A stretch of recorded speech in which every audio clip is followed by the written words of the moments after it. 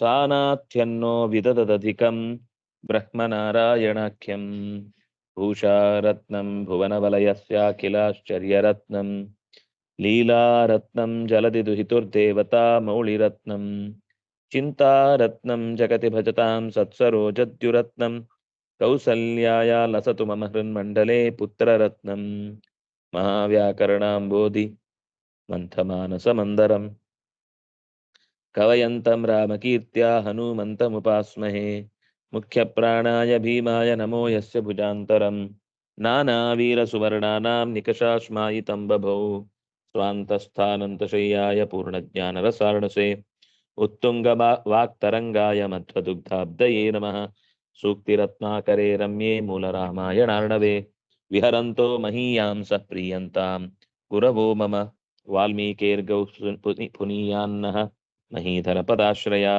ಯದ್ದುಗ್ಧಮುಪಜೀವಂತಿ ಕವಯಸ್ತರಣಕಾ ಇವ ಸ್ವಸ್ತ್ಯಸ್ತು ಸತಾಂ ಹರಿ ಓಂ.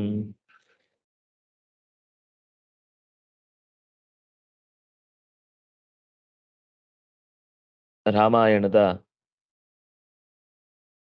ಕಿಷ್ಕಿಂಧಾಕಾಂಡದ ಮೊದಲ ಸರ್ಗದ ಕೆಲವು ಭಾಗಗಳನ್ನು ನಾವು ನೋಡ್ತಾ ಹನುಮಂತನ ಹುಟ್ಟಿನ ಹಿನ್ನೆಲೆಯನ್ನ ನಿರೂಪಣೆ ಮಾಡ್ತಾ ಬಂದ್ರು.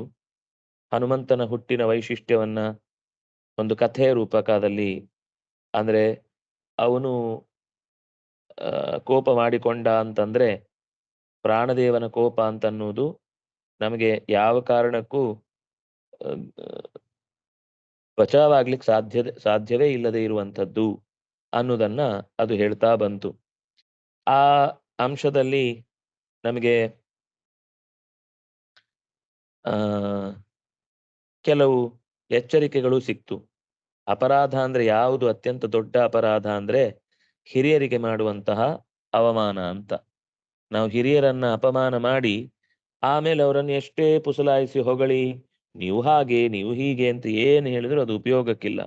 ಅವಮಾನ ಮಾಡಿದ್ಮೇಲೆ ಜ್ಞಾನದ ದಾರಿಗೆ ಅತ್ಯಂತ ತೀಕ್ಷ್ಣವಾದ ಪೆಟ್ಟನ್ನೇ ಕೊಡುತ್ತದು. ಆದ್ರಿಂದಾಗಿ ಯಾವ ಕಾರಣಕ್ಕೂ ಕೂಡ ನಾವು ದೊಡ್ಡವರನ್ನ ಅವಮಾನ ಮಾಡುವುದಕ್ಕೆ ಕೈ ಹಾಕ್ಲೇಬಾರದು. ನಮ್ಗೇನು ಗೊತ್ತಿಲ್ವಾ ಸುಮ್ನೆ ಇದ್ಬಿಡೋಣ, ಅಥವಾ ಅದರಲ್ಲಿ ಅಂತಹದ್ದಿದ್ರೆ ರಿಕ್ವೆಸ್ಟ್ ಮಾಡಿ ಕೇಳ್ಕೋಬಹುದು, ಹೀಗಿದೆ. ಆದ್ರೂ ಅವ್ರು ತಿದ್ಕೊಳ್ಳಿಲ್ಲ, ಅದು ಅವ್ರದ ದೌರ್ಬಲ್ಯ, ಅವರ ದಡ್ಡತನ, ಅದಕ್ಕೆ ನಾವು ಹೊಣೆಗಾರರಲ್ಲ. ಹಾಗಾಗಿ ಪ್ರಾಣ ಅಕಸ್ಮಾತ್ ಸಂತೋಷಗೊಂಡ ಅಂದ್ರೆ ಇಡೀ ಜಗತ್ತು ಕ್ಷಣ ಮಾತ್ರದಲ್ಲಿ ಮೊದಲಿನಂತೆ ಎದ್ದು ನಿಲ್ಲುತ್ತೆ. ಅಕಸ್ಮಾತ್ ಪ್ರಾಣ ಸಿಟ್ಟು ಮಾಡಿಕೊಂಡು ಸುಮ್ನಾದ ಅಂದ್ರೆ ಜಗತ್ತಿನ ಎಲ್ಲ ಚಟುವಟಿಕೆಗಳು ಕೂಡ ನಿಂತು ಹೋಗುತ್ತೆ ಅನ್ನೋದನ್ನ ನಾವು ನಿನ್ನೆಯ ಚಿಂತನೆಯಲ್ಲಿ ನೋಡಿದೆವು. ಅದರ ಜೊತೆಗೆ ಇನ್ನೊಂದೆರಡು ಅಂಶವನ್ನು ನಾವು ಗಮನಿಸಿದ್ದೇನು ಅಂತಂದ್ರೆ, ಹನುಮಂತನ ದವಡೆಯನ್ನ ಇಂದ್ರ ತನ್ನ ವಜ್ರಾಯುಧದಿಂದ ಬಾರಿಸಿದಾಗ ಅದೇನು ಮುರಿದು ಹೋಗ್ಲಿಲ್ಲ, ಅಥವಾ ಅದು ಮುರಿದು ಹೋಗ್ಲಿಕ್ಕೆ ಸಾಧ್ಯವೂ ಇಲ್ಲ. ಯಾಕೆಂದ್ರೆ ಒಂದು ಕಡೆಗೆ ಮಾತ್ರ ಏಟು ಕೊಟ್ಟದ್ದಾದ್ರೆ ಎರಡು ಕಡೆಯ ಹನು ಹೇಗೆ ಬಾತು ಹೋಯ್ತು? ಏಟು ಕೊಟ್ಟ ಮೇಲೂ ಏನೇ ವಜ್ರಾಯುಧದ ಪೆಟ್ಟಿಗೆ ಒಳಗಾದಾಗ ಅದು ಗಟ್ಟಿ ನಿಲ್ಲುವುದಕ್ಕೆ ಸಾಧ್ಯವೇ ಇಲ್ಲ. ಅಂತಾದ್ರಲ್ಲಿ ಹನುಮಂತನ ದವಡೆ ಏನೂ ಆಗದೆ ನಿಂತಿತು. ಆದ್ರಿಂದಾಗಿ ಅದನ್ನು ವಿಶೇಷವಾಗಿ ನೆನಪಿಸ್ಕೊಳ್ಳಿಕ್ಕೋಸ್ಕರ ಹನುಮಾನ್ ಅನ್ನೋ ಶಬ್ದವನ್ನು ಹೇಳಿದ್ದು ಹೊರತು ವಜ್ರಾಯುಧದ ಘಾಸಿಗೆ ಹನುಮಂತನ ದವಡೆ ಉಬ್ಬಿದ್ದು ಅಲ್ಲ, ಹಾಗೆ ಉಬ್ಲೂ ಇಲ್ಲ. ಅದು ಹನು ಅಂದ್ರೆ ಕೆನ್ನೆ ಅಂತ ಅಷ್ಟೇ ಅರ್ಥ. ಈ ಊದಿದ ಕೆನ್ನೆ ಅಂತ ನಾವು ಈ ಕತೆ ಕೇಳಿ ಅರ್ಥ ಮಾಡ್ಕೊಂಡು ಅಲ್ಲೇ ಮುಂದೆ ಇದೆ. ಅವನು ರಾಮಾಯಣದಲ್ಲೇ ಬಂದ ಮಾತು ಕೊನೆಯಲ್ಲಿ ಉತ್ತರಕಾಂಡದಲ್ಲಿ ಅಲ್ಲಿ ಏನಿದೆ ಅಂದ್ರೆ, ಮತ್ಕರೋತ್ಸೃಷ್ಟ ವಜ್ರೇಣ ಹನುರಸ್ಯ ಯಥಾಹತ ನಾಮ್ನಾವೈ ಕಪಿಶಾರ್ದೂಲಃ ಭವಿತಾ ಹನುಮಾನಿತಿ. ನನ್ನ ಕೈಯ ಏಟಿನಿಂದ ಪೆಟ್ಟು ತಿಂದ ಈತನ ಕೆನ್ನೆ ಏನ್ ಮಾಡಿದ್ರು ಅದು ಘಾಸಿಗೊಳಗಾಗ್ಲಿಲ್ಲ. ಆದ್ರಿಂದಾಗಿ ಹೆಸರಿನಿಂದಲೇ ಈ ಕಪಿ ಶ್ರೇಷ್ಠನಾದಂತಹ ಮಗು ಹನುಮಾನ್ ಅನ್ನುವ ಶಬ್ದದಿಂದ ಪ್ರಸಿದ್ಧನಾಗ್ತಾನೆ ಅನ್ನೋದನ್ನ ನಾವು ನೋಡಿದ್ವಿ. ಪ್ರಾಣಾಂಕಗಂ ಪ್ರಾಣಮಿವ ದ್ವಿತೀಯಂ. ಯಾರು ಹೇಳ್ತೀರಿ?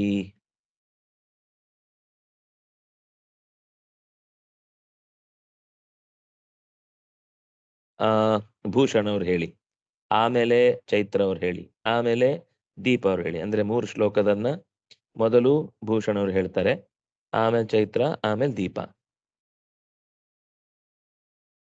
ಈಗ ಪ್ರಾಣಾಂಕಗಂ ಪ್ರಾಣಮಿವ ದ್ವಿತೀಯಂ ಪ್ರಾಣಾಂಕಗಂ ಹ್ಮ್. ಪ್ರಾಣಮಿವ ದ್ವಿತೀಯಂ ಬಾಲಂಚ ಬಾಲೇತರ ಸದ್ಗುಣಾಬ್ಧಿಂ ಬಾಲಂ ಚ ಬಾಲೇತರ ಸದ್ಗುಣಾಬ್ಧಿಂ ಬಾಲಂ ಚ ಬಾಲೇತರ ಸದ್ಗುಣಾಬ್ಧಿಂ ಸಭಾಸುರಾಣಾಮಥ ಭಾಸುರಂ ತಂ ಸಭಾಸುರಾಣಾಮಥ ಬಾಸುರಂ ತಂ ಸಭಾಸುರಾಣಾಮಥ ಬಾಸುರಂ ತಂ ಸಭಾಜಯಾಮಾಸ ಸಭಾಜನೀಯಂ ಸಭಾಜಯಾಮಾಸ ಸಭಾಜನೀಯಂ ಸಭಾಜಯಾಮಾಸ ಸಭಾಜನೀಯಂ. ಹ್ಮ್. ಸುರಾಣಾಂ ಸಭಾ ಸುರಸಭಾ, ಈ ದೇವತೆಗಳ ಸಭೆಯಲ್ಲಿ ಅನೇಕ ಸರ್ತಿ ಅನೇಕ ಚರ್ಚೆಗಳು, ಆಮೇಲೆ ಅನೇಕ ಪರೀಕ್ಷೆಗಳು, ಇದೆಲ್ಲ ಅವರ ಸಂತೋಷಕ್ಕೋಸ್ಕರ ನಿರಂತರ ಮಾಡ್ತಾ ಇರ್ತಾರೆ. ಹಾಗೆ ಮಾಡುವ ಪ್ರಕ್ರಿಯೆಯಲ್ಲಿ ಎಷ್ಟೋ ಸರ್ತಿ ಮುಖ್ಯ ಪ್ರಾಣ ಅವರ ಜೊತೆಗೆ ನಿಂತು ತನ್ನ ವಿಚಾರವನ್ನು ಹೇಳುವುದಾಗಿರ್ಬೋದು ಅಥವಾ ಸಾಮರ್ಥ್ಯವನ್ನು ಪ್ರದರ್ಶನ ಮಾಡುವುದಾದ್ರೂ ಆಗಿರಬಹುದು, ಅದನ್ನು ಅವನು ನಡೆಸ್ತಿದ್ದ. ನಡೆಸುವಾಗ ಅವನ ಬಲದ ಮುಂದೆ ಯಾರೂ ಕೂಡ ನಿಲ್ತಿರ್ಲಿಲ್ಲ. ಈಗ ಅದೇ ಹನುಮಂತ ಪ್ರಾಣಾಂಕಗಂ ಪ್ರಾಣಮಿವ ದ್ವಿತೀಯಂ ಬಾಲಂ, ಮುಖ್ಯ ಪ್ರಾಣನ ತೊಡೆಯಲ್ಲಿ ಹನುಮಂತ ಕೂತಿದ್ದಾನೆ. ಇನ್ನೊಬ್ಬ ಪ್ರಾಣ ಅವತರಿಸಿದ್ದಾನೋ ಅನ್ನುವ ಹಾಗೆ ಕಾಣ್ತಿದ್ದಾನೆ. ಅಂದ್ರೆ ತಂದೆಯ ತೊಡೆಯಲ್ಲಿ ಮಗ ಕೂತಿದ್ದಾನೆ, ತಂದೆಯೇ ಇನ್ನೊಂದು ರೂಪದಿಂದ ಮಗುವಾಗಿ ತನ್ನ ತೊಡೆಯಲ್ಲಿ ಕೂತಿದ್ದಾನೆ. ಇದು ಒಂದು ಲೀಲೆ.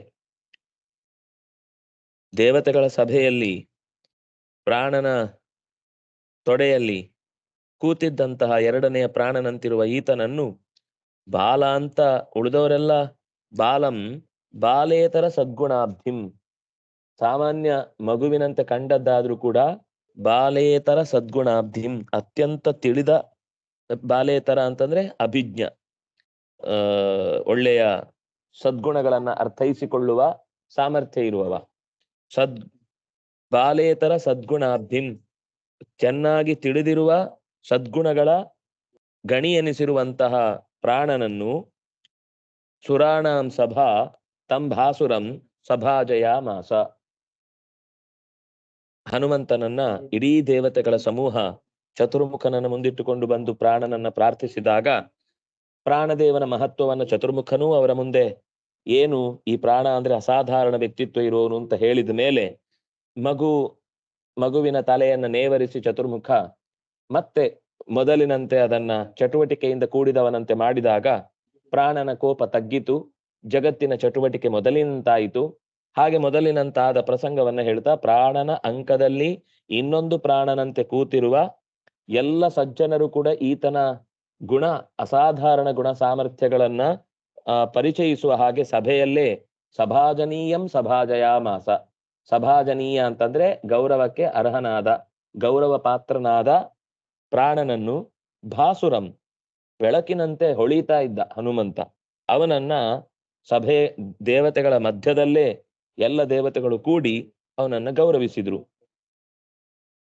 ಅಂದ್ರೆ ಹನುಮಂತ ಯಾರು ಚತುರ್ಮುಖ ಅವನನ್ನ ವಿಶೇಷವಾಗಿ ಒಂದು ಕಡೆಯಿಂದ ಮುಟ್ಟಿ ಗೌರವಿಸಿದ, ಈ ಕಡೆಯಿಂದ ಇಂದ್ರನು ಕೂಡ ತಾನು ಹಿಂದೆ ಮಾಡಿದ್ದರ ದುಡುಕಿನ ಕಾರ್ಯದ ಬಗ್ಗೆ ಪಶ್ಚಾತ್ತಾಪ ಪಡುವವನಂತೆ ಅದನ್ನ ತಾನು ಮಾಡಿದ್ದು ಅಪರಾಧ ಆಯಿತು ಅಂತ ಅನ್ನೋದನ್ನ ಒಪ್ಪಿಕೊಂಡು ಅವನಿಗೆ ಒಳ್ಳೆಯ ಬಾಡದ ಮಾಲೆಯನ್ನು ಕೂಡ ಹಾಕಿದ. ಆಮೇಲೆ ಈಗ ಎಲ್ಲರೂ ಸೇರಿ ಪ್ರೀತಿಯನ್ನ ಅವನಿಗೆ ಪ್ರೀತಿಯನ್ನ ವ್ಯಕ್ತಪಡಿಸಿದ್ರು. ನಿನಗೆ ನನಗೆ ನಮಗೆಲ್ಲ ನಿನ್ನ ಮೇಲೆ ತುಂಬಾ ಪ್ರೀತಿ ಇದೆ ಅನ್ನುವ ಭಾವವನ್ನ ಅಭಿವ್ಯಕ್ತಿಗೊಳಿಸಿದ್ರು. ಇದರಿಂದ ತುಂಬಾ ಖುಷಿ ಆಯ್ತು ಅವನಿಗೆ. ಅದನ್ನೇ ವಾಲ್ಮೀಕಿ ಕಥೆಯಲ್ಲಿ ಏನ್ ಹೇಳಿದಾನೆ ಅಂದ್ರೆ, ಎಲ್ಲ ದೇವತೆಗಳು ಅವನಿಗೆ ವರ ಕೊಟ್ರು ಅಂತ.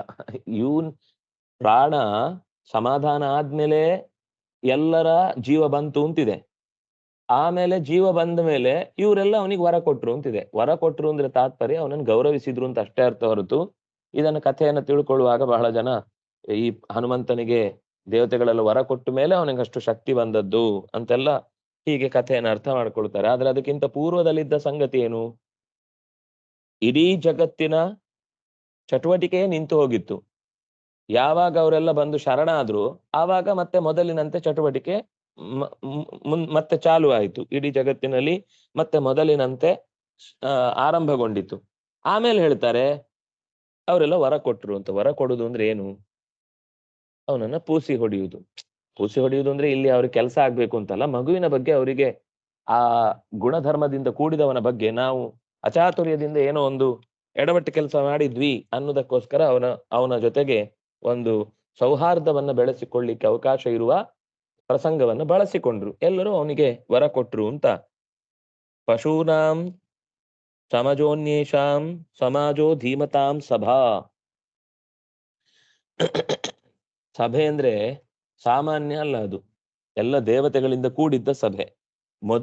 ಈ ಹಿಂದಿನ ಸಾಲುಗಳನ್ನೆಲ್ಲ ನಾವು ಮರೆಯದಿದ್ರೆ ವೇದಗಳಲ್ಲಿ ಬಂದ ಪ್ರಾಣನ ಜ್ಯೇಷ್ಠತೆಯ ಬಗ್ಗೆ, ಶ್ರೇಷ್ಠತೆಯ ಬಗ್ಗೆ, ಅವನು ಇಡೀ ಜಗತ್ತನ್ನ ತನ್ನ ಬಲದಿಂದ ಹೆಣೆದು ನಿಂತುಕೊಂಡಿದ್ದಾನೆ, ಆದ್ರಿಂದಾಗಿ ಆಕಾಶ ಕಾಯಗಳೆಲ್ಲ ನಿಂತಿದೆ, ದೇವತೆಗಳಿಗೆ ಎಲ್ಲರಿಗೂ ಇಂದ್ರಿಯಗಳಿಗೆ ಸೌಖ್ಯವನ್ನ ಕೊಡುವವ, ಜೀವಕ್ಕೆ ಬಲವನ್ನ ತುಂಬುವವ, ದೇಹಕ್ಕೆ ಆರೋಗ್ಯವನ್ನ ಕೊಡುವವ, ಹೊರಗಿನ ಚಟುವಟಿಕೆಗಳೆಲ್ಲ ಕಾರ್ಯತಂತ್ರಗಳು ಸಾಧನೆಗೆ ಒಳಗಾಗುವಂತೆ ಮಾಡುವವ, ಇದೆಲ್ಲ ಪ್ರಾಣನ ವಿಶೇಷ ಕೆಲಸ ಅಂತ ಹೇಳಿ ಆಮೇಲೆ ಈ ವರ ತೆಗೆದುಕೊಳ್ಳುವ ಮುನ್ನವೇ ಅಷ್ಟು ಕಾರ್ಯ ಮಾಡುವವನಿಗೆ ಈ ದೇವತೆಗಳು ವರ ಕೊಟ್ಟ ಮೇಲೆ ಬಲ ಬರುವುದು ಅಂದ್ರೆ ಏನರ್ಥ?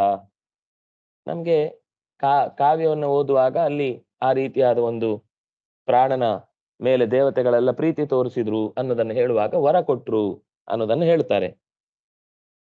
ಅಂದ್ರೆ ತುಂಬಾ ತಿಳಿದವರೇ ಇಲ್ಲಿ ಸೇರ್ಕೊಂಡಿದ್ದು, ಅಂತ ಸಭೆಯಲ್ಲಿ ಅವನಿಗೆ ಗೌರವ ಪ್ರಸ್ತಾವ ಆಯಿತು ಅನ್ನೋದನ್ನು ಹೇಳ್ತಿದ್ದಾರೆ.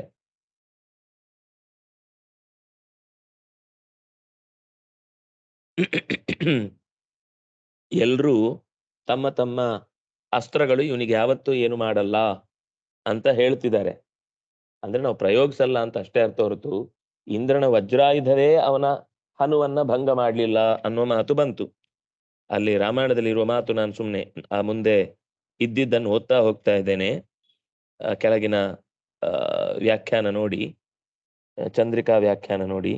ಇತಃ ಪ್ರಭೃತಿ ವಜ್ರಸ್ಯ ಮಮಾವಧ್ಯ ಭವಿಷ್ಯತಿ. ಇನ್ನು ಮುಂದೆ ಯಾವತ್ತೂ ಕೂಡ ಈ ವಜ್ರದಿಂದ ಇವನಿಗೆ ಯಾವುದೇ ಏಟಾಗುವುದಿಲ್ಲ. ಈಗಲೇ ಏಟಾಗಿಲ್ಲ, ಇನ್ಯಾವಾಗ ಆಗುತ್ತೆ? ಆದ್ರಿಂದಾಗಿ ಹಿಂದೆ ಹೇಳಿದಾನೆ ಅಹತಃ ಅಂತ. ಆದ್ರೆ ಈಗ ಅದೊಂದು ವರ, ನಾನು ಯಾವತ್ತೂ ಕೂಡ ಹನುಮಂತನ ಮೇಲೆ ಪ್ರಯೋಗ ಮಾಡಲ್ಲ ಅನ್ನೋ ತಾತ್ಪರ್ಯ.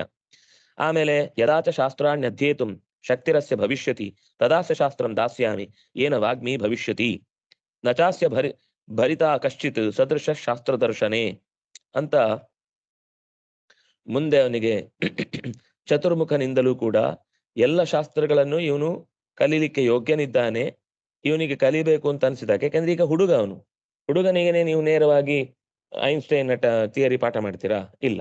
ಅವನಿಗಾಗ ಅದಕ್ಕೇನ್ ಬೇಕೋ ಅದನ್ನೇ ಹೇಳ್ಕೊಡುದು. ಒಂದೇ ಸಲ ಕೇಳುದು ಅದು ಅವನ ಸ್ವಭಾವ, ಎರಡನೇ ಸರ್ತಿ ಹೇಳ್ಬೇಡಿ ಮತ್ತೆ ನಮ್ಗದು ಗೊತ್ತು ಅಂತ ತಿಳಿಸ್ತಾನೆ. ಅಂದ್ರೆ ಲೋಕದ ದೃಷ್ಟಿಯಿಂದ ಪಾಠ ಕೇಳುತ್ತಾನೆ, ಆದ್ರೆ ಲೋಕಾತೀತನಾಗಿ ತನ್ನ ಪಾಠದ ಅರಿವಿನ ಬಗ್ಗೆ ಗುರುಗಳಿಗೆ ವಾಪಸ್ಸು ತಿಳಿ ಹೇಳುವಂತಹ ಸಾಮರ್ಥ್ಯವನ್ನು ನಡೆಸ್ತಾನೆ. ವರುಣ ಅವನಿಗೆ ಮತ್ತೆ ವರ ಕೊಟ್ಟ. ವರುಣಶ್ಚ ವರಂ ಪ್ರಾದಾತ್ ನಾಸ್ಯ ಮೃತ್ಯುರ್ ಭವಿಷ್ಯತಿ ವರ್ಷಾಯುತ ಶತೇನಾಪಿ ಮತ್ಪಾಶಾದುತಕಾದಪಿ. ನನ್ನ ಪಾಶದಿಂದ, ಅಂದ್ರೆ ಜಲಪಾಶ ಅಂತಿದೆ, ಜಲಪಾಶದಿಂದಾಗಲಿ ಅತಿಯಾದ ಜಲದ ಪ್ರವಾಹದಿಂದಾಗಲಿ ಹನುಮಂತ ಯಾವತ್ತೂ ಕೂಡ ಸಮುದ್ರದ ಮೇಲೆ ಹಾರುವಾಗ ವರುಣ ಹೇಳ್ತಾನೆ, ನನ್ನಿಂದಾಗಿ ಈ ಪ್ರಾಣದೇವನಿಗೆ ಯಾವತ್ತೂ ಕೂಡ ಯಾವ ತಡೆಯೂ ಆಗುವುದಿಲ್ಲ, ನಾನು ಯಾವ ರೀತಿಯಿಂದಲೂ ತಡೆಯುವುದಿಲ್ಲ ಇವನನ್ನ. ಯಮೋ ದಂಡಾದವಧ್ಯತ್ವಂ ಅರೋಗತ್ವಂಚ ತತ್ವವಾನ್. ದಂಡದಿಂದ ಸಾಮಾನ್ಯವಾಗಿ ಎಲ್ಲರಿಗೂ ಮೃತ್ಯುದಂಡ ಅಂತ ಅನ್ನೋದು ಬಹಳ ಭಯಾನಕವಾದ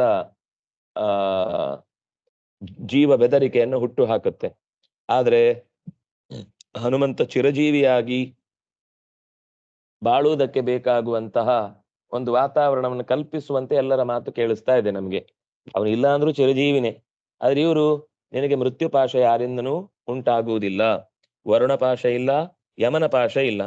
ವರ್ಷಾಯುತ ಶತೇನಾಪಿ, ಸಾವಿರಾರು ವರ್ಷಗಳು, ಲಕ್ಷಾಂತರ ವರ್ಷ ಕಳೆದಾಗ್ಲೂ ಕೂಡ ನಿನಗೆ ನೀರಿನಿಂದಾಗಲಿ ಯಮನ ದಂಡದಿಂದಾಗಲಿ ಆಕಾಶದ ಕಾಯಗಳಿಂದಾಗಲಿ ಸಾವು ಬರುವುದಿಲ್ಲ. ಯಮೋ ದಂಡಾದವಧ್ಯತ್ವಂ ಅರೋಗತ್ವಂಚ ದತ್ತವಾನ್. ಕೊನೆಗೆ ನಿಂಗೆ ರೋಗವೂ ಬರಲ್ಲ. ಇಲ್ಲದಿದ್ರೂ ಬರಲ್ಲ. ಆದ್ರೆ ಅದನ್ನ ಹೇಳುವುದು ಗುಣವಾಗಿ, ನಿನಗೆ ರೋಗ ಬರಲ್ಲ, ನಿನ್ಗೆ ಪೆಟ್ಟು ತಾಗಲ್ಲ. ಅದನ್ನ ಇವ್ರು ತಾಗಲ್ಲ ಅಂತ ಹೇಳಿದ್ಮೇಲೆ ತಾಗದಂತೆ ಆಗುವುದಲ್ಲ. ನಮ್ಗದು ಹಾಗೆ ಕಾಣುತ್ತೆ, ಮೇಲ್ನೋಟಕ್ಕೆ ಶ್ಲೋಕ ನೋಡುವಾಗ ಹಾಗೆ ಕಾಣುತ್ತೆ. ಅದರಲ್ಲಿ ಹೇಳುದು, ನೀನು ಯಾವುದೇ ಶಸ್ತ್ರಕ್ಕೆ ಬಲಿಯಾಗುವವನಲ್ಲ, ನೀನು ಯಾವುದೇ ತರದ ಪಾಶಕ್ಕೆ ಸಿಕ್ಕಿಕೊಳ್ಳುವವನಲ್ಲ, ನಿನಗೆ ಯಾವುದೇ ರೋಗಗಳು ತಾಗುವುದಿಲ್ಲ. ಇದೆಲ್ಲ ನಾವು ಪ್ರಾಣನಲ್ಲಿ ಉಪಾಸನೆ ಮಾಡಬೇಕಾದದ್ದು, ಮತ್ತು ಪ್ರಾಣನಿಂದ ಆ ಉಪಾಸನೆಯನ್ನು ಮಾಡಿದ್ರಿಂದ ನಮಗೂ ಅಂತದ್ದೇ ಗುಣಗಳು ಬರ್ಲಿಕ್ಕೆ ಸಾಧ್ಯ ಆಗುವಂಥದ್ದು. ಹಾಗಾಗಿ ಬುದ್ಧಿರ್ಬಲಂ ಯಶೋ ಧೈರ್ಯಂ ನಿರ್ಭಯತ್ವ ಅರೋಗತ ಅಜಾಡ್ಯಂ ವಾಕ್ಪಟುತ್ವಂ, ಇದೆಲ್ಲವೂ ಕೂಡ ಪ್ರಾಣನಲ್ಲಿರುವ ವಿಶಿಷ್ಟ ಗುಣಗಳು. ಈ ವಿಶಿಷ್ಟ ಗುಣವನ್ನ ಎಲ್ಲ ದೇವತೆಗಳು ಬಂದು ನಿನ್ನಲ್ಲಿ ಇಂಥ ಗುಣ ಇದೆ, ನಿನ್ನಲ್ಲಿ ಇಂಥ ಗುಣ ಇದೆ, ನಿನ್ನಲ್ಲಿ ಇಂಥ ಗುಣ ಇದೆ ಅಂತ ಹೇಳಿ ಹೇಳಿ ಮುಂದೆ ಸಾಕ್ತಾ ಇದ್ದಾರೆ. ವರಂ ದದಾಮಿ ಸಂತುಷ್ಟ ಅವಿಷಾದಂಚ ಸಂಯುಗೆ ಗದೇಯಂ ಮಾಮಿಕಾ ನೈನಂ ಸಂಯುಗೇಶು ವಧಿಷ್ಯತಿ. ವರಂ ದದಾಮಿ, ನಿನಗೆ ಮತ್ತು ಒಂದು ವರವನ್ನ ನೀಡ್ತೇನೆ. ಗದೇಯಂ ಮಾಮಿಕಾ ನೈನಂ ಸಂಯುಗೇಶು ವಧಿಷ್ಯತಿ. ಕುಬೇರ ಹೇಳ್ತಾನೆ, ನನ್ನ ಏಟು, ನನ್ನ ಗದೆ ನಿನಗೆ ಯಾವತ್ತೂ ಕೂಡ ಯಾವುದೇ ರೀತಿಯಿಂದ ಹಾನಿ ಉಂಟು ಮಾಡುವುದಿಲ್ಲ. ಬಯಸಿದ ರೀತಿಯಲ್ಲಿ ನಿನಗೆ ಬದುಕಲಿಕ್ಕೆ ಹಕ್ಕಿದೆ. ಸಂಯುಗೇಶು, ಮಹಾಯುದ್ಧದಲ್ಲೂ ಕೂಡ ನಿನ್ನ ಮೇಲೆ ಯಾರು ಯಾವ ಅಸ್ತ್ರವನ್ನ ಪ್ರಯೋಗ ಮಾಡಿದ್ರೂ ನಿನಗೇನು ತೊಂದರೆ ಆಗಲ್ಲ. ಮತ್ತು ಮದಾಯುಧಾನಾಂಚ ಅವಧ್ಯೋಯಂ ಭವಿಷ್ಯತಿ. ರುದ್ರದೇವನು ಕೂಡ ವರ ಕೊಡ್ತಾನೆ, ನನ್ನ ಶೂಲದಿಂದಾಗಲಿ ಅಥವಾ ನಾನು ಉಪಯೋಗಿಸುವಂತಹ ಪಿನಾಕಿ ಬಾಣದಿಂದಾಗಲಿ ನಿನಗೆ ಯಾವುದೇ ರೀತಿಯಿಂದ ಘಾಸಿ ಉಂಟಾಗುವುದಿಲ್ಲ. ಮತ್ಕೃತಾನಿ ಚ ಶಾಸ್ತ್ರಾಣಿ ಯಾನಿ ದಿವ್ಯಾನಿ ತಾನಿ ಚ ತೈರವತ್ ಶಸ್ತ್ರಾಣಿ ತೈರವದ್ಯತ್ವಂ ಆಪನ್ನಃ ಚಿರಜೀವಿ ಭವಿಷ್ಯತಿ. ವಿಶ್ವಕರ್ಮ ಅವನು ಹೇಳ್ತಾನೆ, ನಾನು ಎಲ್ಲ ದೇವತೆಗಳಿಗೆ ಅಸ್ತ್ರ ಮಾಡಿ ಕೊಡುವವ, ನಾನು ಮಾಡಿದ ಯಾವುದೇ ಅಸ್ತ್ರವೂ ಕೂಡ ನಿನ್ನ ಹತ್ರಕ್ಕೂ ಸುಳಿಯಲ್ಲ, ಆದ್ರಿಂದಾಗಿ ನೀನು ಚಿರಜೀವಿಯಾಗಿ ಉಳಿಯಿತಿ ಅಂತ ವಿಶ್ವಕರ್ಮ ಹೇಳ್ತಾನೆ. ಸರ್ವೇಷಾಂ ಬ್ರಹ್ಮದಂಡಾನಾಂ ಅವಧ್ಯೋಯಂ ಭವಿಷ್ಯತಿ. ಕೊನೆ ಚತುರ್ಮುಖ ಹೇಳ್ತಾನೆ, ಇವ್ರತ್ತೆ ಏನು ಮತ್ತೆ ಪ್ರತ್ಯೇಕವಾಗಿ ಹೇಳುದು, ಯಾವುದೇ ದೇವತೆಗಳು ನಿನ್ನ ಮೇಲೆ ಯಾವುದೇ ತರದ ಅಸ್ತ್ರ ಪ್ರಯೋಗ ಮಾಡಿದ್ರು ಅದು ನಿನಗೆ ಘಾಸಿ ಉಂಟು ಮಾಡುವುದಿಲ್ಲ. ನಿನ್ನ ಜೀವವನ್ನು ತೆಗೆಯುವುದಕ್ಕೆ ಅದಕ್ಕೆ ಶಕ್ತಿ ಇಲ್ಲ. ನಿನಗೆ ಆರೋಗ್ಯ ಕೆಡಿಸ್ಲಿಕ್ಕೆ, ಮನಸ್ಸು ಕೆಡಿಸ್ಲಿಕ್ಕೆ, ಬುದ್ಧಿ ಕೆಡಿಸ್ಲಿಕ್ಕೆ, ಅಥವಾ ಶರೀರದಲ್ಲಿ ಏನೋ ಒಂದು ವಿಕಾರ ಉಂಟು ಮಾಡ್ಲಿಕ್ಕೆ, ಅಥವಾ ನಿನಗೆ ಜಾಡ್ಯವನ್ನ ತಂದು ಕೊಡ್ಲಿಕ್ಕೆ, ಅಥವಾ ನಿದ್ದೆ ಜಾಸ್ತಿ ಆಗುವ ಹಾಗೆ, ಔದಾಸೀನ ಜಾಸ್ತಿ ಆಗುವ ಹಾಗೆ ಮಾಡ್ಲಿಕ್ಕೆ, ಇದು ಯಾವುದಕ್ಕೂ ಕೂಡ ನಿನಗೆ ಅವಕಾಶ ಕೊಡದಂತೆ ನಾನು ನೋಡ್ಕೊಳ್ತೇನೆ ಅಂತ ಹೇಳ್ತಾ ಇದ್ದಾನೆ. ಇದಿಷ್ಟು ಈ ಶ್ಲೋಕದ ಹಿನ್ನೆಲೆಯಲ್ಲಿ ಬಂದ ಅಂಶ. ನೆಕ್ಸ್ಟ್ ಈ ಶ್ಲೋಕದ ಶಬ್ದಾರ್ಥ ನೋಡೋಣ. ಪ್ರಾಣಾಂಕಗಂ, ಪ್ರಾಣಸ್ಯ ಅಂಕಃ ಪ್ರಾಣಾಂಕಃ ತದ್ಗಚ್ಚತಿ. ಅಂಕಗ ಅಂದ್ರೆ ಅಂಕದಲ್ಲಿ ಕೂತವನು ಅಂತ ಅರ್ಥ. ತದ್ಗಚ್ಚತಿ ಇತಿ ಪ್ರಾಣಾಂಕಗಃ ತಂ ಪ್ರಾಣಾಂಕಗಂ. ಪ್ರಾಣಾಂಕಗಂ ದ್ವಿತೀಯ ಭಕ್ತಿ ಏಕವಚನ, ಪ್ರಾಣಂ ದ್ವಿತೀಯ ಭಕ್ತಿ ಏಕವಚನ, ಇವ ಅವ್ಯಯ. ದ್ವಿತೀಯಂ ದ್ವಿತೀಯಃ ದ್ವಿತೀಯೌ ದ್ವಿತೀಯಾಃ ದ್ವಿತೀಯಂ ಮತ್ತೆ ದ್ವಿವಚನ, ಸಾರಿ ದ್ವಿತೀಯ ಭಕ್ತಿ ಏಕವಚನ. ಬಾಲಂ ದ್ವಿತೀಯ ಭಕ್ತಿ ಏಕವಚನ, ಚ ಅವ್ಯಯ. ಬಾಲೇತರ ಸದ್ಗುಣಾಬ್ಧಿಂ, ಬಾಲಾದಿತರಾಃ ಬಾಲೇತರಾಃ ಬಾಲೇತರಾಣಾಂ ಸದ್ಗುಣಾಬ್ಧಿಂ ಅಂದ್ರೆ ಸದ್ಗುಣಾಬ್ಧಿ ಅಂದ್ರೆ ಗುಣಗಳ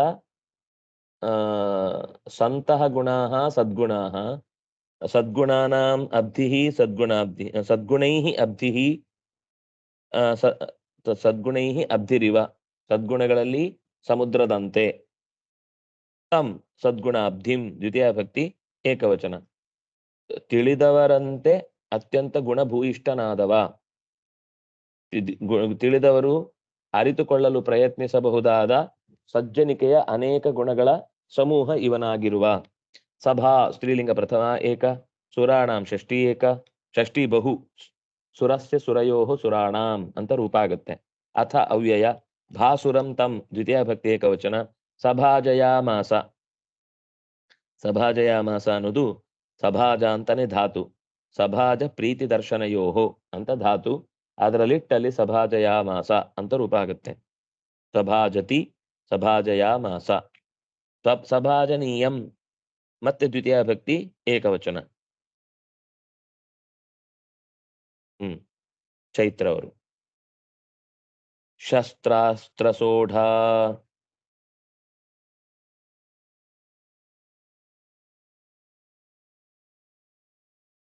ಅಲ್ಲಿ ನಿಮ್ಗೆ ಒಂದು ಮೈಕ್ ಇರುತ್ತೆ, ಅದನ್ನ ಅನ್ಮ್ಯೂಟ್ ಮಾಡಿಕೊಂಡು ಮಾತಾಡ್ಬೋದು. ಸಿಕ್ತಾ?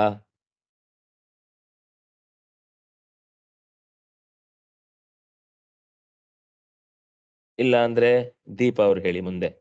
ನೆಕ್ಸ್ಟ್ ನಿಮ್ಗೆ ಅಷ್ಟೊತ್ತಿಗೆ ಗೊತ್ತಾಗುತ್ತಾ ನೋಡಿ. ಶಸ್ತ್ರಾಸ್ತ್ರ ಸೋಢ ಸಿಕ್ತಾ? ಶಸ್ತ್ರಾಸ್ತ್ರಸೂಡ ಹ್ಮ್. ಶಸ್ತ್ರಾಸ್ತ್ರಸೂಡ ಅಖಿಲ ಶತ್ರುಹಂತ ಅಖಿಲ ಶತ್ರುಹಂತ ಅಖಿಲ ಶತ್ರುಹಂತ ಅಖಿಲ ಶತ್ರುಹಂತ ಶಾಸ್ತ್ರೇಷು ಸರ್ವೇಷು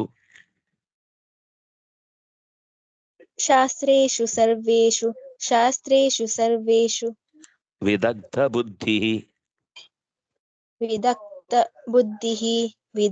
ಬುದ್ಧಿಃ ತತೋ ಹನುಮಾನ್ ತತೋ ಹನುಮಾನ್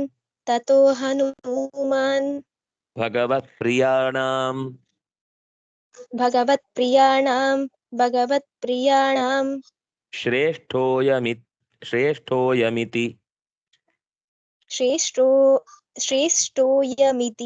ಶ್ರೇಷ್ಠೋಯಮಿತಿ ಅಭ್ಯದಿತಾಬ್ಜಯೋನಿಃ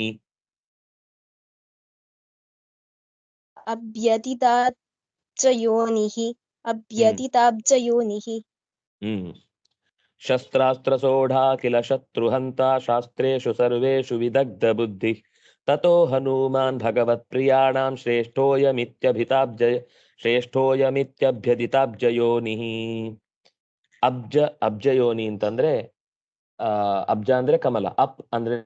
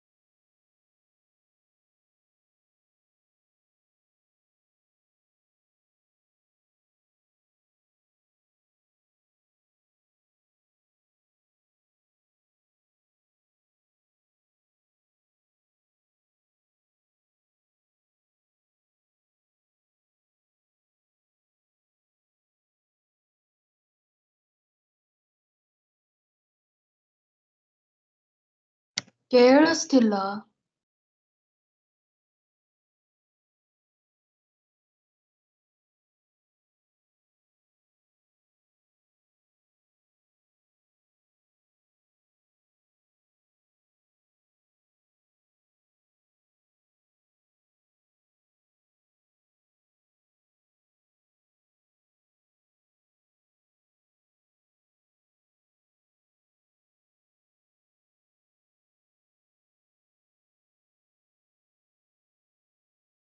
ಈಗ ಕೇಳಿಸ್ತಿದ್ಯಾ?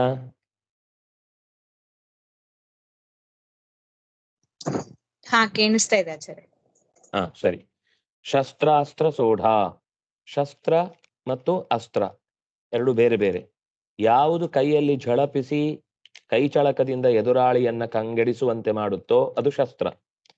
ಕೈಯಲ್ಲಿ ಹಿಡಿಯದೆ, ಈಗ ಬಾಣ ಅದು ಶಸ್ತ್ರದ ಅಲ್ಲ, ಅದು ಅಸ್ತ್ರ. ಯಾಕಂದ್ರೆ ನಮ್ಮ ಕೈಯಿಂದ ಜಾರಿ ದೂರಕ್ಕೆ ಹೋಗಿ ಎದುರಾಳಿಯನ್ನ ಬೀಳಿಸತ್ತೆ ಕೆಳಕ್ಕೆ, ಅವನ ಮೇಲೆ ತಾಗಿ ಅವನಿಗೆ ಬಡಿದು ಅವನ ತಲೆ ತಿರುಗುವಂತೆ ಮಾಡಿ ಬೀಳಿಸುತ್ತೆ. ನಾವು ಕೈಯಲ್ಲಿರುವಾಗಲೇ ಎದುರಾಳಿಯನ್ನ ಬಗ್ಗಿಸ್ಲಿಕ್ಕಾದ್ರೆ ಅದು ಶಸ್ತ್ರ. ಕೈಯಿಂದ ದೂರ ಸಾಗಿ, ಈಗ ಗದೆ ಕೈಯಲ್ಲೇ ಇಲ್ಲೇ ಹೊಡೆದ್ರೆ ಅದು ಶಸ್ತ್ರ. ಕೆಲವೊಮ್ಮೆ ಗದೆಯನ್ನೇ ಭೀಮಸೇನ ಬಿಲ್ಲಲ್ಲಿಟ್ಟು ಹೊಡೆದು ದೂರಕ್ಕೆ ಅಟ್ಟುತ್ತಿದ್ದ.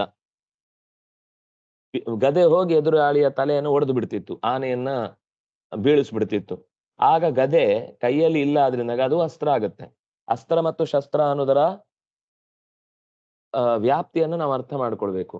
ಕೈಯಲ್ಲಿ ಇದ್ದು ಹೋರಾಡಿದ್ರೆ, ಈಗ ಬಾಣವನ್ನೇ ಕೈಯಲ್ಲೇ ಹಿಡ್ಕೊಂಡು ಯುದ್ಧ ಮಾಡಿದ್ರೆ ಆವಾಗ ಅದು ಶಸ್ತ್ರ ಆಗುತ್ತೆ. ಧನುಸ್ಸನ್ನ ಕೈಯಲ್ಲಿ ಹಿಡಿದು ಅದನ್ನೇ ದಂಡದ ಹಾಗೆ ಎದುರಾಳಿಗಳ ಜೊತೆಗೆ ಯುದ್ಧ ಮಾಡುವುದಿದೆ, ಆವಾಗ ಅದು ಶಸ್ತ್ರ ಆಗುತ್ತೆ. ಧನುಸ್ಸನ ಕಡ್ಡಿಯನ್ನೇ ಇನ್ನೊಂದು ಧನುಸ್ಸಿಗೆ ಹಿಡಿದು ಹೊಡೆದು ಬಿಡ್ತಿದ್ರು. ಎದುರಿಗಿದ್ದವ್ರ ಹತ್ರ ಏನು ಇಲ್ಲ ಕೈಯಲ್ಲಿ ಹೊಡಿಲಿಕ್ಕೆ, ಬಾಣ ಸಿಗ್ಲಿಲ್ಲ, ಒಂದು ಬಿಲ್ ಅಂತ ತಗೊಂಡ ಇನ್ನೊಂದು ಬಿಲ್ಲಿಗೆ ಜೋಡಿಸಿದ, ಎದುರುಗಡೆ ಹೊಡೆದ. ಸದ್ಯಕ್ಕಂತೂ ಈಗ ತಪ್ಪಿಸಿಕೊಳ್ಳಿಕ್ಕೆ ಅವನ ಹತ್ರ ಅದೇ ಅಸ್ತ್ರವಾಯಿತು, ಆವಾಗ ಅದು ಅಸ್ತ್ರ. ಹೀಗೆ ಶಸ್ತ್ರಾಸ್ತ್ರ ಸೋಢ, ಸೋಢ ಅಂದ್ರೆ ಸಹಿಸುವವನು ಅಂತ ಅರ್ಥ. ಶಸ್ತ್ರಾಣಿ ಚ ಅಸ್ತ್ರಾಣಿ ಶಸ್ತ್ರಾಸ್ತ್ರಾಣಿ ಶಸ್ತ್ರಾಸ್ತ್ರಾಣಾಂ ಸೋಢ, ಸೋಢ ಅಂದ್ರೆ ಸಹನಶೀಲ ಅಂತ ಅರ್ಥ. ಎಷ್ಟು ಏಟು ಬಿದ್ರು ಮೈಗೆ ಒಂಚೂರು ಕೂಡ ಆಯಾಸವಾಗಲಿ, ಗಾಬರಿಗೊಳ್ಳುವುದಾಗಲಿ, ಕಂಗಾಲಾಗುವುದಾಗಲಿ ಆಗದಂತೆ ತನ್ನನ್ನ ನಿಗ್ರಹಿಸಬಲ್ಲ ಸಾಮರ್ಥ್ಯ ಇದ್ದವನಾದ್ರಿಂದ ಅವನನ್ನ ಶಸ್ತ್ರಾಸ್ತ್ರ ಸೋಢ ಅಂದ್ರು. ಅಖಿಲ ಶತ್ರು ಹಂತ, ಎದುರುಗಡೆ ಇರುವ ಎಲ್ಲಾ ಶತ್ರುಗಳನ್ನು ಕೂಡ ಹಂತ, ಹೊಡೆದು ಉರುಳಿಸ್ತಿದ್ದ. ಹಂತ ಅಂದ್ರೆ ನಾಶ ಮಾಡುವವನು, ಹನನಶೀಲ ಅಂತರ್ಥ. ಅಖಿಲಾಹ ಶತ್ರವಃ ಅಖಿಲ ಶತ್ರವಃ ಅಖಿಲ ಶತ್ರುಣಾಂ ಹಂತ ಅಖಿಲ ಶತ್ರು ಹಂತ. ಶಾಸ್ತ್ರೇಷು ಸರ್ವೇಷು ವಿದಗ್ಧ ಬುದ್ಧಿ, ಸರ್ವೇಷು ಶಾಸ್ತ್ರೇಷು. ನೀವು ವ್ಯಾಕರಣ ಕೇಳಿ ಗೊತ್ತಿದೆ, ತರ್ಕ ಕೇಳಿ ಗೊತ್ತಿದೆ, ಮೀಮಾಂಸ ಕೇಳಿ ಗೊತ್ತಿದೆ, ಧರ್ಮಶಾಸ್ತ್ರ ಕೇಳಿ ಗೊತ್ತಿದೆ, ಇನ್ನು ಏನೇನು ಸರ್ಪಜನ ವಿದ್ಯೆ ಗೊತ್ತಿದೆ, ಅಥವಾ ನಕ್ಷತ್ರ ವಿದ್ಯೆ ತಿಳಿದಿದೆ, ಗಣಿತ ಗೊತ್ತಿದೆ, ಜ್ಯೋತಿಷ, ಅದನ್ನೇ ರಾಮಚಂದ್ರ ಆರಂಭದಲ್ಲೇ ಹೇಳ್ತಾನೆ. ಇವನು ಋಗ್ವೇದ, ಯಜುರ್ವೇದ, ಸಾಮವೇದ ಎಲ್ಲಾ ಶಾಸ್ತ್ರಾರ್ಥಗಳನ್ನು ಕೂಡ ಅರೆದು ನುಂಗಿದ್ದಾನೆ ಇವನು. ಇಲ್ಲ ಅಂದ್ರೆ ಇವನು ಇಷ್ಟು ಚೆನ್ನಾಗಿ ಮಾತಾಡ್ಲಿಕ್ಕೆ ಸಾಧ್ಯವೇ ಇಲ್ಲ ಅಂತ. ಹಾಗಾಗಿ ಅದನ್ನ ಚತುರ್ಮುಖನು ಹೇಳ್ತಾನೆ, ಸರ್ವೇಷು ಶಾಸ್ತ್ರೇಷು ವಿದಗ್ಧ ಬುದ್ಧಿ. ಎಲ್ಲ ಬಗೆಯ ಶಾಸ್ತ್ರಗಳಲ್ಲೂ ಕೂಡ ವಿದಗ್ಧ ಅಂದ್ರೆ ಇವನನ್ನ ಎದುರಿಸ್ಲಿಕ್ಕೆ ಸಾಧ್ಯವೇ ಇಲ್ಲದ ಬುದ್ಧಿ ಇರುವವ. ವಿಶಿಷ್ಟವಾದ ರೀತಿಯಲ್ಲಿ ಬುದ್ಧಿಯನ್ನ ಪಳಗಿಸಿದವನು. ವಿದಗ್ಧ ಅಂತಂದ್ರೆ ಕುಶಲ ಅಂತ ಅರ್ಥ. ಸುಲಭ ಬುದ್ಧಿಯನ್ನ ಚೆನ್ನಾಗಿ ಉಪಯೋಗಿಸ್ಲಿಕ್ಕೆ ತಿಳಿದಿದ್ದವ ಅಂತ ಅರ್ಥ. ವಿದಗ್ಧ ಬುದ್ಧಿ. ತಥೋ ಹನುಮಾನ್, ಇಂತಹ ಹನುಮಾನ್ ಭಗವತ್ ಪ್ರಿಯಾಣಾಂ ಶ್ರೇಷ್ಠ ಅಯಂ ಇತಿ ಅಭ್ಯದಿತ. ಹೀಗೆ ಅಬ್ಜಯೋನಿಯು ಈ ಹನುಮಂತ ಸಾಮಾನ್ಯ ಅಲ್ಲ, ಭಗವತ್ ಪ್ರಿಯಾಣಾಂ ಶ್ರೇಷ್ಠ. ದೇವರಿಗೆ ಯಾರು ಅತ್ಯಂತ ಪ್ರಿಯರು ಅಂತ ಋಷಿಗಳು, ದೇವತೆಗಳು, ಗಂಧರ್ವರು, ಕಿನ್ನರರು, ಚಾರಣರು, ಕಿಂಪುರುಷರು, ವಿದ್ಯಾಧರರು ಅಂತೆಲ್ಲ ದೊಡ್ಡ ಗುಂಪಿದೆ. ದೇವರಿಗೆ ಬಹಳ ಇಷ್ಟವಾದ ಪರಿವಾರದಲ್ಲಿರುವವರು. ಅಂತ ಪರಿವಾರದಲ್ಲಿರುವ ಎಲ್ಲರಿಗಿಂತಲೂ ಪ್ರಿಯಾಣಾಂ ಶ್ರೇಷ್ಠ, ಅತ್ಯಂತ ಉತ್ತಮನಾದ ಭಕ್ತ ಯಾರು ಅಂದ್ರೆ ಅಯಂ ತತಃ ಹನುಮಾನ್, ಈ ಹನುಮಂತನೇ ಎಲ್ಲರಿಗಿಂತ ಅತ್ಯಂತ ಶ್ರೇಷ್ಠನಾದವನು ಅನ್ನುವುದನ್ನ ಚತುರ್ಮುಖ ಅಭ್ಯದಿತ. ಎಲ್ಲ ದೇವತೆಗಳಿಗೆ ಕೇಳುವಂತೆ, ಎಲ್ಲ ಶರಣಾಗತರಾಗಿ ಕೋಪ ಮಾಡ್ಕೊಳ್ಬೇಡ ಅಂತ ಬೇಡಿಕೊಳ್ಳುವವರು ಕೊನೆಗೆ ವರ ಕೊಡ್ತಾರೆ ಅಂದ್ರೆ ಏನರ್ಥ? ನಮ್ಮ ಕೃತಜ್ಞತೆ ಸಲ್ಲಿಸ್ತಾರೆ ಅಂತ ಅಷ್ಟೇ ಅರ್ಥ ಹೊರತು ಬೇಡಿಕೊಂಡವರು ಮತ್ತೆ ಬಂದು ವರ ಕೊಡ್ತಾರೆ ಅಂತಂದ್ರೆ ಅದರ ತಾತ್ಪರ್ಯ ಹನುಮಂತನನ್ನೇ ಉಳಿದ ದೇವತೆಗಳು ಉದ್ಧಾರ ಮಾಡಿದ್ರು ಅಂತ ಅರ್ಥ ಅಲ್ಲ. ಇದು ನಮಗೆ ಗೊತ್ತಾಗಿರ್ಬೇಕು. ಈ ಅರ್ಥ ಗೊತ್ತಿದ್ರೆ ಚತುರ್ಮುಖ ಯಾಕೆ ಇಷ್ಟು ಒತ್ತು ಕೊಟ್ಟು ಮತ್ತೆ ಮತ್ತೆ ಅವನು ವಿದಗ್ಧ ಬುದ್ಧಿ, ಅಖಿಲ ಶತ್ರು ಹಂತ, ಶಸ್ತ್ರಾಸ್ತ್ರ ಸೋಢ ಅಂತ ಯಾಕೆ ಹೇಳಿದ್ದು ಅಂದ್ರೆ ಅವನು ಸಹಜವಾಗಿಯೇ ಆ ಗುಣಗಳಿಂದ ಕೂಡಿದವ. ಆದ್ರೆ ನಮ್ಮ ಬಾಯಲ್ಲಿ ನಾವು ಹೇಳಿ ನಮ್ಮಿಂದ ಯಾವತ್ತೂ ಕೂಡ ಇಂತಹ ದುರ್ಘಟನೆ ಮುಂದೆ ನಡೆಯುವುದಿಲ್ಲ ಅನ್ನೋದನ್ನ ಪ್ರತಿಜ್ಞೆ ಮಾಡುವ ದೃಷ್ಟಿಯಿಂದ ಮತ್ತು ಕೃತಜ್ಞತೆಯನ್ನು ಅರ್ಪಿಸುವ ನೆಪದಿಂದ ವರಗಳನ್ನ ಕೊಟ್ಟ ಮಾತುಗಳನ್ನ ಆಡಿದ್ದನ್ನ ವಾಲ್ಮೀಕಿ ರಾಮಾಯಣ ಉಲ್ಲೇಖ ಮಾಡುತ್ತೆ ಅಂತ ಗೊತ್ತಾಯ್ತು. ಅಬ್ಜಂ ಯೋನಿಹಿ ಯಸ್ಯ ಸಹ ನಾವು ಮೊದಲು ಶಸ್ತ್ರಾಸ್ತ್ರ ಸೋಢ ಅದನ್ನ ನೋಡಿದ್ವಿ. ಶಸ್ತ್ರಾಣಿ ಅಸ್ತ್ರಾಣಿ ಶಸ್ತ್ರಾಸ್ತ್ರಾಣಾಂ ಸೋಢ. ಸೋಢ ಅನ್ನೋದು ಕ್ತಪ್ರತ್ಯಯ ಅಂತವಾದ ಶಬ್ದ. ಸೋಢೃ, ಸೋಢ ಅನ್ನೋದು ಪುಲ್ಲಿಂಗ ಪ್ರಥಮ ವಿಭಕ್ತಿ ಏಕವಚನ. ಅಖಿಲ ಶತ್ರು ಹಂತ, ಅಖಿಲ ಶತ್ರುಣಾಂ ಹಂತ, ಹಂತೃ ಶಬ್ದ ಅದು. ಹಂತ, ಹಂತಾರೋ, ಹಂತಾರ ಅಂತ ಆಗತ್ತೆ, ಪುಲ್ಲಿಂಗ ಪ್ರಥಮ ಏಕ. ಶಾಸ್ತ್ರೇಷು ಸರ್ವೇಷು ಎರಡೂ ಕೂಡ ಸಪ್ತಮಿ ಭಕ್ತಿ ಬಹುವಚನ. ವಿದಗ್ಧ ಬುದ್ಧಿ, ವಿದಗ್ಧ ಬುದ್ಧಿ ಯಸ್ಯ ಸಹ ಪುಲ್ಲಿಂಗ ಪ್ರಥಮ ಏಕ, ಇಕಾರಾಂತವಾದ ಪುಲ್ಲಿಂಗ ಶಬ್ದ ಇದು. ವಸ್ತುತಃ ಬುದ್ಧಿ ಶಬ್ದ ಯಾವಾಗ್ಲೂ ಸ್ತ್ರೀಲಿಂಗ, ಆದ್ರೆ ಹನುಮಂತನಿಗೆ ವಿಶೇಷಣವಾಗಿ ಬಂತು, ಆದ್ರಿಂದಾಗಿ ವಿದಗ್ಧ ಬುದ್ಧಿ ಅಂತ ಅನ್ನೋದು ಈ ಸಹಸ್ರ ಬುದ್ಧಿ ಇದ್ದ ಹಾಗೆ ಅಥವಾ ಮಂದ ಬುದ್ಧಿ ಅಂತ ಇದ್ದ ಹಾಗೆ ಅದು ಪುಲ್ಲಿಂಗದ ಶಬ್ದವಾಯ್ತು ಇಲ್ಲಿ. ತಥೋ ತತಃ ಅವ್ಯಯ ಹನುಮಾನ್ ದಕಾರ ಅಂತ ಪುಲ್ಲಿಂಗ ಪ್ರಥಮ ವಿಭಕ್ತಿ ಏಕವಚನ ಹನುಮಾನ್ ಭಗವತ್ ಭಗವತ್ ಪ್ರಿಯಾಣಾಂ ಭಗವತೋ ಪ್ರಿಯಾಃ ಭಗವತ್ ಪ್ರಿಯಾಃ ತೇಷಾಂ ಭಗವತ್ ಪ್ರಿಯಾಣಾಂ ಷಷ್ಠಿ ಬಹು ಶ್ರೇಷ್ಠ ಪುಲ್ಲಿಂಗ ಪ್ರಥಮ ಏಕ ಅಯಂ ಪುಲ್ಲಿಂಗ ಪ್ರಥಮ ಏಕ ಅಭ್ಯಧಿತ ಅಭ್ಯತಿತ ಅಂದ್ರೆ ಹೇಳಿದನು, ಅವನನ್ನ ಈ ರೀತಿಯಾಗಿ ಅಭಿಧಾನಗೈದನು. ಲಂಗ್ ಪ್ರಥಮ ಏಕ ಅಭ್ಯತಿತ ಅಂದ್ರೆ ಅವನಿಗೆ ಈ ಹನುಮಾನ್ ಅನ್ನುವ ಶಬ್ದದಿಂದ ಲೋಕದಲ್ಲಿ ನೀನು ಅತ್ಯಂತ ಪ್ರಸಿದ್ಧಿಗೆ ಬರ್ತಿ ಅಂತ ಅವನನ್ನ ಖುಷಿಯಿಂದ ಕೂಗಿ ಕರೆದ. ಅದವನಿಗಿತ್ತು. ಹನುಮಾನ್ ಅನ್ನೋ ಶಬ್ದದ ಅರ್ಥ ಏನು ಗೊತ್ತಾ? ಹನು ಅಂದ್ರೆ ಜ್ಞಾನ ಅಂತ ಅರ್ಥ. ಹನ ಶಬ್ದ ಜ್ಞಾನವಾಚಿ, ಅತ್ಯಂತ ಜ್ಞಾನಿ ಅಂತ ಅರ್ಥ ಹನುಮಾನ್ ಶಬ್ದದ ಅರ್ಥ. ಚಂದದ ಕೆನ್ನೆ ಉಳ್ಳವನು ಅಂತ ಅನ್ನೋದು ಲಕ್ಷಣದಿಂದ ಬಂದ ಅರ್ಥ, ಗುಣದಿಂದ ಬಂದ ಅರ್ಥ, ಅವನಿಗೆ ಅತ್ಯಂತ ಜ್ಞಾನಿ ಅನ್ನುವ ಅರ್ಥದಲ್ಲಿ. ಹೀಗೆ ಈ ಶ್ಲೋಕದ ಮೂಲಕ ಚತುರ್ಮುಖನ ಸ್ಟೇಟ್ಮೆಂಟ್ ಏನು ಪ್ರಾಣನ ಬಗ್ಗೆ, ಹನುಮಂತನ ಬಗ್ಗೆ, ಹನುಮಂತನಿಗಿರುವ ಬಲ ಏನು ಅನ್ನೋದನ್ನ ಪರಿಚಯಿಸಿಕೊಟ್ರು. ಮತ್ತೆ ನಾಳೆಯ ಶ್ಲೋಕದಲ್ಲಿ ಮುಂದಿನ ಶ್ಲೋಕದ ಅಭಿಪ್ರಾಯವನ್ನ ಅನುಸಂಧಾನ ಮಾಡೋಣ ಅಂತ ಹೇಳ್ತಾ ಶ್ರೀಕೃಷ್ಣ ಅರ್ಪಣಮಸ್ತು. ಎಲ್ಲರಿಗೂ ಹೃತ್ಪೂರ್ವಕವಾದ ನಮಸ್ಕಾರಗಳು. ಶುಭರಾತ್ರಿ.